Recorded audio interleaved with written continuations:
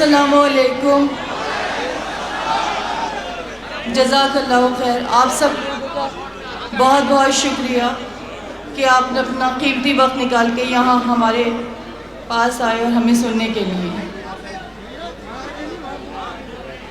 मैं नूरीन फ़ातिमा, शिफा और रहमान की अहलिया।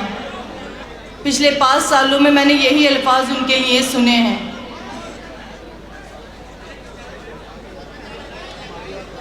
पाँच साल मैं सब्र करती रही इस बात का कि शायद मेरे साथ कुछ इंसाफ हो जाए। चक्कर लगाते रहे हम अदालतों के, एक के बाद एक डेट, एक के बाद एक डेट। एक फिल्म का डायलॉग था लेकिन वो हमारी ज़िंदगी की हकीकत बन गया। जिस फिल्म के डायलॉग पे हम हंसा करते थे उस पर हमें अब रोना आता था कि हमें पता है एक डेट के बाद जब दूसरी डेट मिलती है तो कितनी नाउमीदी होती है। हर कोई हमसे ये सवाल कर रहा है कि हम क्यों खड़े हुए, मतलब आप कैसे करेंगी, आप क्या करेंगी, आपके मुद्दे क्या हैं, आपने क्या सोचा है, आपने क्या सोच के प्लान किया। असदुद्दीन ओवैसी साहब ने आपको कांटेक्ट किया या बैरिस्टर साहब से आपने कांटेक्ट किया, कैसे टिकट मिल गया, क्यों टिकट मिल गया, क्यों खड़े हो गए, क्यों नहीं खड़े हुए। शिफा भाई जेल में है, जेल से कब वापस आएंगे, क्या डेट से। या अल्लाह, इतने सवाल 5 साल में आप लोगों ने एक बार नहीं पूछा कि आपकी ईदें कैसे गुजरी, आपके रमज़ान कैसे गुजरे। आप बीमार तो नहीं हुई, आप बीमार हुई तो आपने अपने बच्चों को कैसे संभाला, आपने बच्चों को स्कूल कैसे भेजा, आपकी स्कूलों की फ़ीसें कैसे जमा हुई, आपने खाना कैसे खाया, आपने खाना कैसे बनाया। एक बार भी आप लोगों को याद नहीं आया। जब हम लोग ताकतवर होकर उम्मीद रखकर आप सब पर आज खड़े हुए तो हमें फिर लंगड़ा करना चाहते हैं, फिर हमें उन गुमनाम गलियों में डालना चाहते हैं जिसमें हम रह रहे थे। क्या आप चाहते हैं कि हम बोले ही नहीं, कुछ भी नहीं करें, जुल्म को सहते रहें। मुझे लगता है जुल्म करने वाले के साथ साथ जुल्म होता हुआ देखकर खामोश रहना भी उतना ही गुनाह है जितना जुल्म को करना। हर कोई ये पूछ रहा है कि हम इलेक्शन में क्यों खड़े हुए हैं। आप ये बताइए, ये मेरा बेटा है, अब से 5 साल पहले ये कितना बड़ा होगा। इसने किस किस तरह का खौफ और डर महसूस किया होगा इस चीज़ में कि कल को मैं जब बड़ा होऊंगा, मैं कॉलेज में जाऊंगा तो मुझे क्या कहना होगा कि मेरा बाप दहशतगर्द था, दंगाई था। क्या हम लोगों का हक नहीं? हमारी गलती क्या थी? असल ये गलती थी कि उस प्रोटेस्ट का हिस्सा थे।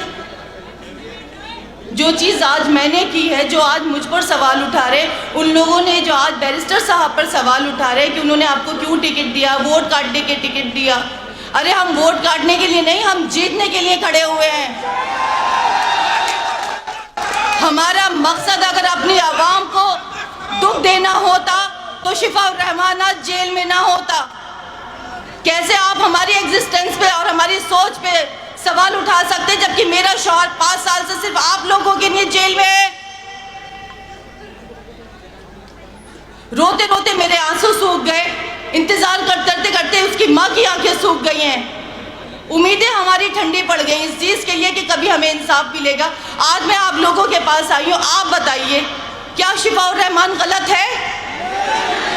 क्या शिफा और रहमान ने कुछ गलत किया है? एक बंदा आकर बोले, एक बंदा आकर मुझे ये बताए कि शिफा और रहमान ने उसके साथ गलत किया है। या जो आप बताएं, क्या शिफा और रहमान के साथ जो 5 साल में हुआ क्या वो होना चाहिए था? मेरे बच्चों की क्या गलती है? क्या आप लोगों के बच्चे नहीं हैं? क्या शिफा और रहमान आपका नहीं है? आज आप क्यों डर रहे हैं, क्यों खौफ में है कि बीजेपी आएगी? बीजेपी आएगी तो क्या हो जाएगा? इससे बुरा क्या हो जाएगा? मेरे लिए इससे बुरा कुछ नहीं हो सकता। मेरा सरपरस्त मुझसे छीन लिया गया क्योंकि आप तक ये आग नहीं पहुंची है, तो इसलिए आप सवाल खड़े कर सकते हैं। मेरे सवाल तो खत्म हो चुके हैं क्योंकि मैं तो 5 साल से सवाल कर रही हूँ लेकिन जवाब ही नहीं मिल रहा। तो आप भी अगर मेरे साथ मिलके मेरे इन सवालों में शामिल होंगे तो शायद जवाब आए और आप भी कटघरे में खड़े होने से बच जाए। आज मैं अपने बच्चे को अपने साथ सिर्फ इसीलिए लाई हूँ कि मैं तो सब्र कर सकती हूँ लेकिन बच्चों की सब्र अब नहीं, मुझसे दुख नहीं देखा जाता। ठीक है, आप खुद सोचिए, आपके भी बहन भाई होंगे, आपके भी बच्चे होंगे, भतीजा भतीजी होंगे, भांजा भांजी होंगे। आप ये बताइए इन बच्चों की क्या गलती थी? हम तो बड़े हैं, सब्र कर लेते हैं, लेकिन बच्चे तो मासूम होते हैं। चलाना बहुत मुश्किल होता है। मेरा एक बेटा इससे भी छोटा है। आज मैं उसको बुखार की हालत में छोड़कर आपके पास यहाँ वोट अपील कर रही हूँ। उसके बावजूद भी हर कोई मुझे कठेरे में खड़ा करता है कि आप क्या कर लेंगी। अरे मैं वो कर लूँगी जो आपका पिछला MLA नहीं कर सका।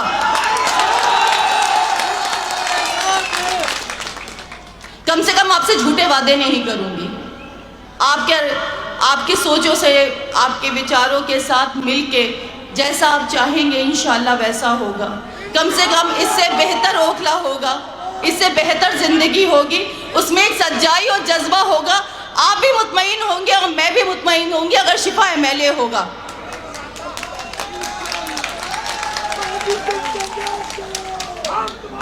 आप ये सोचिए कि अभी शिफा रहमान को सिर्फ हमने उम्मीदवार बनाया है तो बड़े बड़े दिग्गज नेता यहाँ आने लगे, क्योंकि हम लोगों ने उनको इतना इजी टू मूव कर लिया था। वो हमें टेकन फॉर ग्रांटेड लेते थे कि ये तो ओखला की आवाम है, इनको बस पंजा झाड़ू पता है, कुछ पता ही नहीं है। बीजेपी से तो उन्होंने हमें डरा ही रखा है। बीजेपी, झाड़ू और पंजे के, ये सब एक कैटेगरी में है मेरे लिए, एक कैटेगरी में। तो बीजेपी और पंजे के अलावा जब कुछ आया, झाड़ू के अलावा, तो देखिए लोगों में हलचल मची। बड़े बड़े दिग्गज नेता आने लगे कैंपेनिंग के लिए, नहीं तो फ्री में हो जाते थे इलेक्शंस। तो जब शिफा रहमान MLA बन जाएगा ना, आज ओखला की जो सीट है वो हॉट सीट बन चुकी है। किसकी वजह से? शिफा रहमान के खड़े होने की वजह से। मुस्तफ़ाबाद के भी सब जगह चर्चे हैं, किसकी वजह से? ताहिर भाई की वजह से। तो आप ये सोचिए, जब आज उम्मीदवार बनने के बाद ये चर्चे हम लाइमलाइट में आ चुके हैं, तो कल इंशाल्लाह जब हम MLA बन जाएंगे हमारे शौहर ताहिर भाई, तो आप ये सोचिए इस ओखला का क्या निज़ाम होगा। लोगों की नजरें आएंगी कि यहाँ का मुसलमान बेवकूफ़ नहीं है, यहाँ का मुसलमान छोटी छोटी टॉफियों से बहकने वाला नहीं है। वो जज्बात को समझता है, वो इंसान है, कोई भेड़ बकरी नहीं है कि जिधर जला दो उधर चढ़ जाए। उसके जज्बात है, वो आपकी तरह बुज़दिल नहीं है, वो दूसरों के एहसास से नहीं खेलता। मुझे अपनी आवाम से, अपने ओखला के अपने सारे बहन भाइयों से ये उम्मीद है कि इंशाल्लाह वो मेरी परेशानी को बिना बोले समझेंगे। मैंने अब बहुत बोल लिया। मैं आप लोगों से प्लीज़ दरख्वास्त करती हूँ, मेरे शौहर शिफा रहमान के लिए वोट कीजिए, और इतना वोट कीजिए कि अल्लाह ताला उन्हें बहुत अच्छी वाली कामयाबी अता फरमाए। मेरे लिए नहीं तो मेरे बच्चों के लिए प्लीज़ वोट कीजिए। जज़ाकल्लाहु खैर।